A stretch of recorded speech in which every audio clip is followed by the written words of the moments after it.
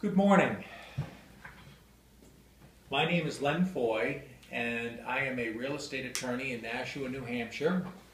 Many of you have been tuning in to watch videos which I have produced and been broadcasting on YouTube, telling people a little bit about myself and about my office and about the legal services that we offer. Today I wanted to spend just a few minutes, and I am going to try to keep this video somewhat concise. I wanted to spend just a few minutes talking about some of the differences between buying real estate in New Hampshire and buying real estate in Massachusetts. Now, we're licensed to do business in both states, and I'm admitted as an attorney in both New Hampshire and Massachusetts, and our firm is quite active in both states. But I do think there are some important differences, and I'm hoping in a period of, say, 5 to 7 minutes during this video presentation that I can highlight a few of those differences and speak to some of those differences for the education of people who are watching this video. So again, by way of brief review and biography, my name is Leonard Foy. Everybody calls me Len, and I am a practicing real estate attorney in Nashua, New Hampshire. The name of my office is Foy Law Office, PLLC.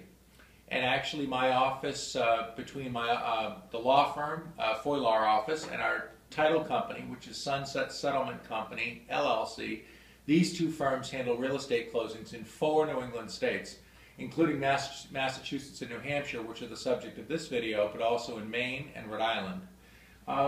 So once again, people will sometimes ask me, what are some of the major differences between buying real estate in Massachusetts versus buying real estate in New Hampshire?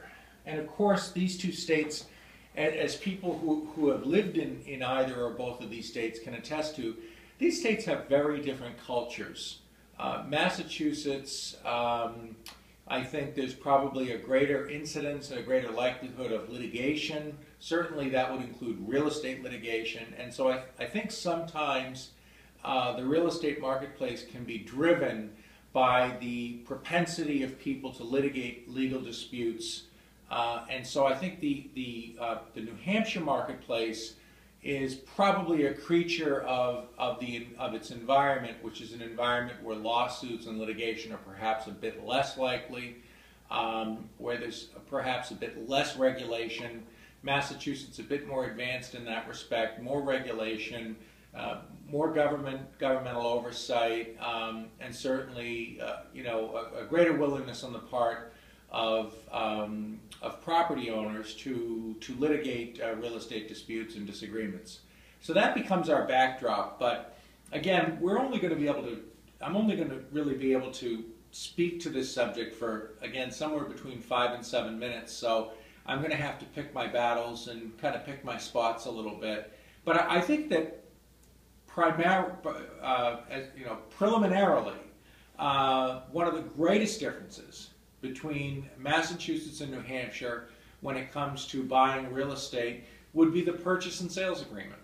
And for those of you who have watched other video presentations that we have broadcast, the purchase and sales agreement is a contract between the buyer and the seller of a piece of real estate. It's in writing. It must be in writing. So oral or verbal agreements to buy and sell real estate are not binding, are not valid, are not enforceable. But so it is a written contract. And I think what you will find in your travels is that the New Hampshire purchase and sales agreement is typically in a format prepared by the Board of Realtors or the equivalency thereof. It's a 5 to 6, 7 page template. They all follow the same format and again the same template. And certainly on commercial transactions and private transactions, and I would say a handful of residential non-private transactions, do I actually see a custom-prepared, custom-tailored purchase and sales agreement, but it's the exception, it's certainly not the rule. So if you are buying or selling real estate in New Hampshire, you are likely to be handed or presented with a template which is largely pre-printed, which does allow, obviously, for completion in terms of writing in the property address and the amount of money that's being paid for the real estate, and there's certainly some space at the end for additional provisions to be set forth. But by and large, it's a very standard, very sort of formula document. The Massachusetts Purchase and Sales Agreement can also be standard. Certainly every locale, whether it's Greater Boston or Middlesex County or Springfield or the Cape, certainly every real estate association has generated its own preferred purchase and sales agreement, which we do see, but it's typically accompanied by what we call riders or addenda. And the riders, a rider or an addendum to a purchase and sales agreement is frequently prepared by the attorney representing either the buyer or the seller, as the case may be. So right out of the chute, for people who might be, say, selling in New Hampshire but buying in Massachusetts or vice versa, or people who may just be migrating from one state to the next and maybe have some experiences in each, one of the biggest differences that you'll encounter, again, right out of the gate, is that the purchase and sales agreement is just fundamentally different. It's much more of a heavily lawyered document. It's certainly there are templates and there are forms, and those often constitute a piece of the overall agreement, but certainly not the entire agreement. And this kind of brings me back, whether we're talking about New Hampshire or Massachusetts, this kind of brings me back to one of my battle cries, which I have sort of echoed throughout just about every video that I've produced, which is that you really should hire an attorney to represent you if you are buying or selling real estate in either jurisdiction, in either state. People will typically rationalize their decision not to hire an attorney, and I would say go the other way and try to rationalize your decision to hire an attorney. Be creative, be innovative, find ways to economize in terms of cost or legal charges, but certainly if you are not able to hire an attorney to represent you throughout the transaction, at least hire an attorney to review the purchase and sales agreement for you, with you, negotiate its terms on your behalf. One of the recurring nightmares that I see in the real estate business, and I've been practicing law for just about 20 years, it'll be 20 years in February, since I was first sworn in, and in all that time I've been handling real estate matters, both commercial and residential. One of the kind of recurring nightmares of the real estate business are people that wander into my office mortally wounded as the result of something that's gone wrong in a real estate transaction, and it can be traced back to a provision in a purchase and sales agreement which they either didn't read or perhaps read but didn't understand, or perhaps read and thought they understood but did not anticipate the consequences of. And of course, at that point there are things that can be done, but people do not have a full menu, as it were, of legal rights and remedies, because they have already signed on the proverbial bottom line and committed themselves to a real estate agreement and made certain promises and undertaken certain obligations in that agreement, the magnitude of which they may not have understood. So it's critically important, I think, that before you put pen to paper and actually sign a purchase and sales agreement, you should do all you can to enlist the services of a qualified real estate attorney to review that document with you, so that you have a complete and thorough understanding of its terms and what it is that you have agreed to do, and what the other party has agreed to do. Every contract carries within it what we call rights and responsibilities, and I think you should be well versed and fully up to speed on both and everything. So that's an important feature of buying and selling real estate, is that it begins with a purchase and sales agreement. It is the blueprint for the transaction. It sets forth in black and white terms what the buyer must do and what the seller must do. And so if you are signing an agreement like that, and most people will buy and sell real estate perhaps a handful of times throughout their lives, and they just may never do it frequently enough to become experts with respect to purchase and sales agreements. So rely on the expertise of an attorney who does this for a living and who has seen thousands of these agreements, and I have seen thousands of them. They are negotiable as long as we're on the subject of purchase and sales agreements, and a lot of people don't understand that. There are many agreements in life that we cannot negotiate, and I think we've all run into that. I mean, I periodically will be handed an agreement or a document, and I don't want to necessarily go in there and carve it up, but I may at least explore the possibility of taking something out or throwing something in, and you get the proverbial kind of stop sign, that's not permitted. Real estate agreements are negotiable. I'm not going to suggest that in every case the other side will accede to your proposed revisions or your proposed negotiations, but they are negotiable, and they're negotiated every day. So don't be afraid, and I know that if you have an attorney, your attorney will not be afraid to get in there and to negotiate provisions which are not in your best interest or which are not consistent with your goals and your objectives for the transaction. So that if somebody, the examples are really are infinite, so I don't know that it's helpful for me to get into them, but just picking something out of the air, and I see this all the time. There are law firms throughout New England that handle real estate transactions. My office is in Nashua, New Hampshire. We typically will conduct the closing, in terms of the geography of the closing, we'll conduct the closing at a place which suits everyone's convenience, obviously depending in part upon who I'm representing. So if my client prefers that we close in a certain location, then that will be first and foremost. But we always try to keep the convenience of the parties in mind. I don't keep my convenience in mind. So I'm rarely, if ever, in the position of trying to coax people to come to my office to close if the collective will is to close somewhere else. As an attorney, as a real estate attorney, we have to look after the convenience of the parties involved and not our own convenience. Real estate transactions, many of them are handled by law firms out of Boston. And of course, I've lived in Boston. I went to law school in Boston. I know that city better than anyone. But that doesn't necessarily mean that if we're doing a real estate transaction on a property in Lowell, that we want to get together like some caravan with realtors and lawyers and buyers and sellers and drive down to some law firm in downtown Boston, pay $100 to park our cars and then go in and close because that's where the Boston-based, attorney wants to close.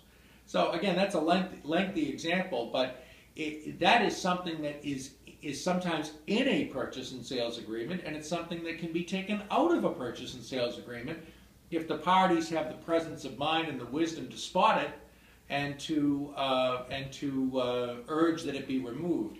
And I've seen many instances where attorneys from Boston, even though every other person is in, let's say, the Lowell area or the North Shore or the Worcester area, I've seen law firms down in Boston try to rope people into making that trip to Boston to close because it happens to be more convenient for that attorney, even though it's decidedly inconvenient for everybody else.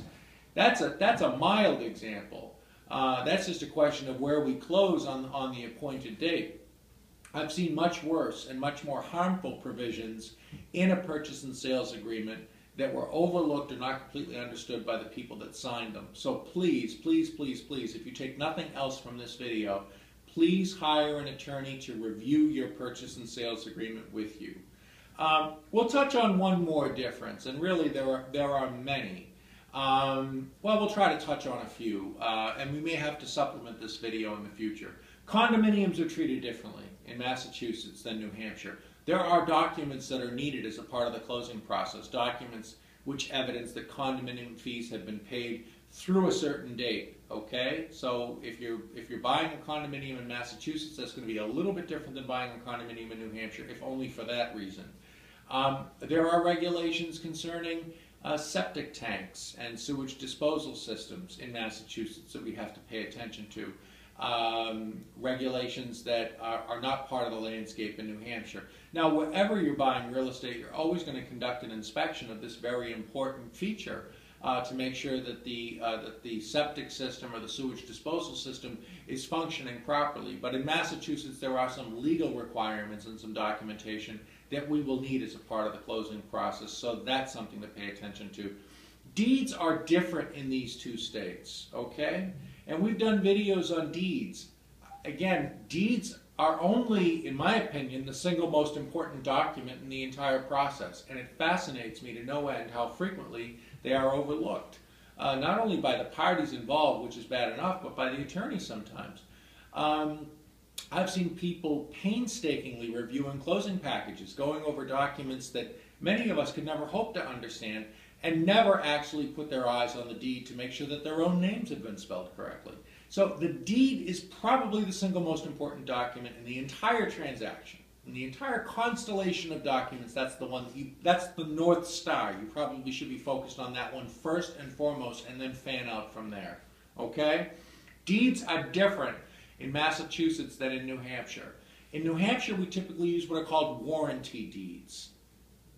In Massachusetts, we use quitclaim deeds. We have quitclaim deeds in New Hampshire too, but we utilize them for an entirely different purpose.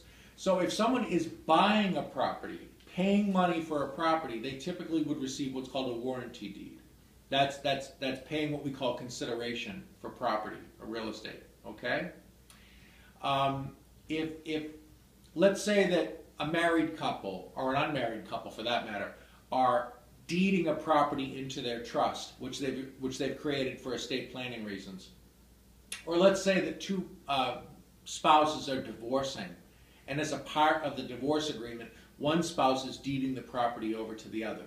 In those types of instances, quitclaim deeds are typically utilized in both states, in Massachusetts and New Hampshire. But if you are buying real estate or selling real estate, in New Hampshire, the type of deed utilized is going to be a warranty deed. In Massachusetts, it's going to be a quitclaim deed. At any rate. So those are a few of the important differences, a few but certainly not a comprehensive list. If you have any questions, if you are buying or selling real estate in New Hampshire or Massachusetts, please contact my office. My name is Len Foy. The name of my office is Foy Law Office PLLC. I'm going to give you some contact information to enable you to contact me if you're interested. All consultations are free, by the way, so I feel compelled to put that out there. So if you need to speak with me about the possibility of representing you in a real estate transaction, there is no charge for any consultation that we may have to explore that issue or to provide you with a quote for our services. So if you call me and we speak about these things, you will not get a bill from me afterwards. My phone number is area code 603-598-4030. My email address is lfoy@foylawoffice.com. If you want to send me a fax, you can do that. People periodically do that, especially people from different parts of the country or overseas. Our fax number is area code 603-598-4020. We're on the World Wide Web at www.foylawoffice.com, and there is a portal, I guess you would call it. Technology is not my strongest suit, but I think that's what it's referred to. There's a portal on that website so that you could send me a message. You could enter in your name, some contact information, give a brief description of the problem or issue or question that you have, and hit send, and that will come directly through my email, and then I can respond to it. I'm very good about returning phone calls. I'm very good about responding to emails. I'm very good about getting back in touch with people. I've been practicing law for, again, just about 20 years. I'm coming up on a 20-year anniversary. And I've had a very satisfying and very rewarding and very successful legal career. And so I think that if you and if you were to call my office, I think you'd be very pleased with my approach and with my resume and my background and my experience. We have a wonderful staff here. We have attorneys in this office. We have paralegals in this office. So this is This is a fully staffed and functioning law office and title company. So please call my office, and I apologize if I'm stammering a little bit this morning. I think I just need more coffee, but I wanted to get this video done. So win, lose, or draw, this is it, even if this is perhaps not an Academy Award-winning performance by me. But again, my name is Len Foy. I'm a real estate attorney in Nashua, New Hampshire. I'm very passionate about what I do. I think I'm very good at what I do. And I hope that if you have any questions about real estate in any of the 4 states which I identified earlier in this video, New Hampshire, Massachusetts, Maine, or Rhode Island, I hope you will call me. Keep in mind, we are licensed to conduct real estate transactions in Rhode Island. I am not licensed as an attorney in that jurisdiction, so I want to be clear about that. But if you have any questions about real estate, please call me. I think it's going to be a wonderful year. Today is January 15th, 2015. I woke up this morning and I jumped out of bed. I was so excited to get here. I'm excited about this year. I'm excited about our industry. I think we have many, many productive years of real estate in front of us, and I just hope that you will at least consider the possibility of calling my office, because I would love nothing more than to be your attorney and to represent you in your real estate transaction. Again, my name is Len Foy. I look forward to hearing from you. Have a wonderful day, and as always, thank you for taking the time to watch this video.